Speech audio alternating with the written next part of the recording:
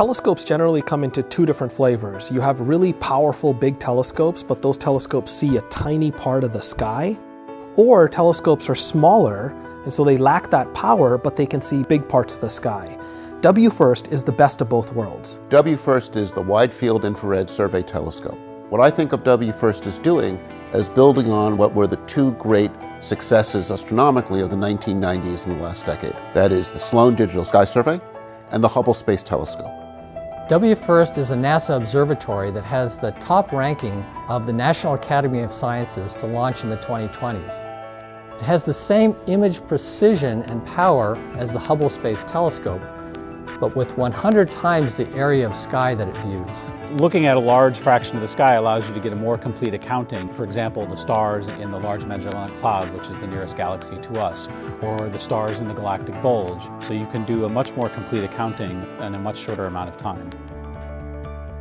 The particular thing I'm interested in using WFIRST for is to actually do a statistical census of planetary systems in our galaxy. And what we're looking for is gravitational microlensing events. These are cases when another star passes in front of our line of sight to a background star, and it makes that background star get a little bit brighter due to the gravity of that foreground star. And that allows us to find planets. What WFIRST will do is it will have what we call a coronagraph. A coronagraph lets us image and characterize really dim planets next to very bright stars. No matter how good a telescope that you build, it's always going to have some residual errors. It's going to be the first time that we're going to fly an instrument that contains these high format deformable mirrors that are going to let us correct for errors in the telescope. That's never been done in space before. WFIRST will allow us to potentially make groundbreaking discoveries, finding out what dark energy is. So this will tell us if dark energy is an unknown form of energy or if it's a modification of general relativity.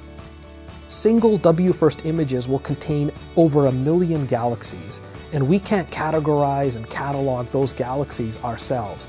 Citizen science allows interested people in the general public to solve scientific problems. And so one of the things that I'm really excited about is enabling this bridge where the general public can get involved in doing actual science. For me, it's a really exciting opportunity to play a significant role in a mission that I think will be one of the most powerful telescopes that we have in the 2020s, and will be some of the most important things our country does in space in that time frame.